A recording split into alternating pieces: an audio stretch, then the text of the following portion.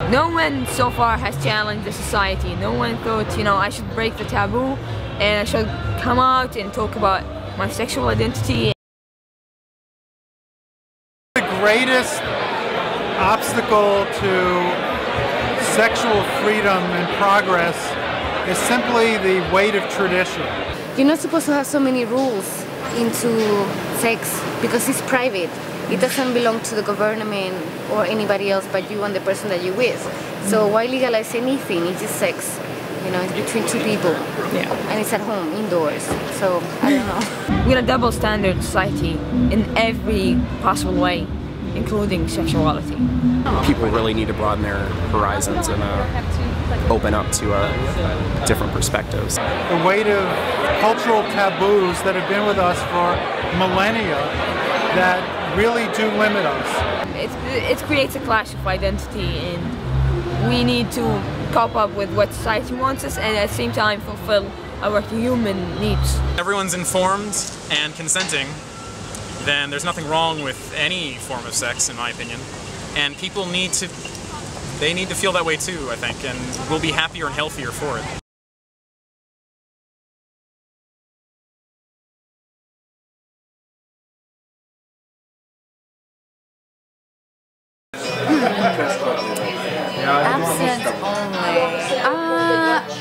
Abstinence-only education has been demonstrated not to be effective. So they're going to be just as likely to have sex, and when they are, they're not going to be as apt or as knowledgeable about contraception and all the relevant information. Such an embarrassing subject to talk about, and we didn't know why the school was telling us about the process of sex. I think teaching abstinence is probably not that realistic because kids are going to have sex. I actually went to a Catholic school between kindergarten till 12th grade. And you have the book, we do everything and we skip the sexual education chapter. I learned more about sex from my older brother and my friends. And porn. there's a real like disconnect between like reality and like what my parents taught me. It's your mother. You can't talk about sex with your parents. My family is like very traditional. I can imagine that they want to hang on to their children's innocence and childhood for as long as they can. They grew up in Pakistan and came here in 1980. I didn't know anything about sex till I had it. They only spoke to us about marriage, and so sex was never really spoken about. My parents are very, very traditional, so they don't even talk like about birds and the bees. But the reality is kids are having sex, and they're having sex much earlier. We're Catholic, but my dad, he's really open-minded. He told me, no, Mariana, you have to, if you have sex, please wear a condom. You can do whatever you want, but use it. So I think that's why I'm so responsible in some way, and I didn't get pregnant like a lot of my friends did. It's cool to have this type of education.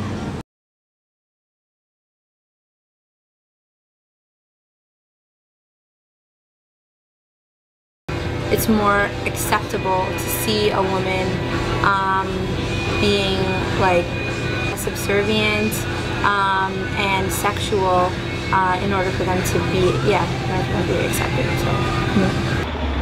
It's an idea, like if a girl would like to have sex with different guys, she would be called a prostitute. But is she within the Western context? I don't know.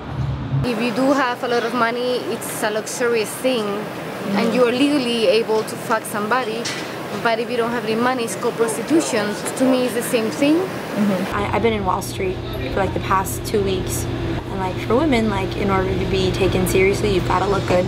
You very rarely see women who work on Wall Street wear flats.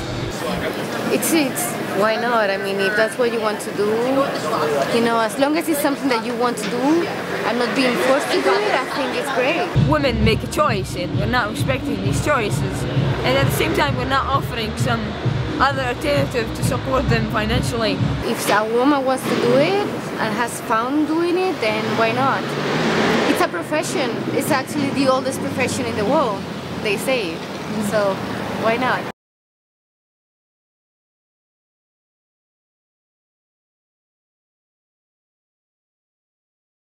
But it's starting to get a little bit old-fashioned, and like things are a little old-fashioned like, at the why moment. the fuck you wanna know who I'm fucking with? It's like, is it that your problem? Would it be funny if that's what they said on a toilet wall? Like, who do you like to have sex with? Gender? I mean, I could just sit here and be like, gender is a social construct, blah, blah, blah, but it's not going to take, you know, the male and female signs off the bathroom, so...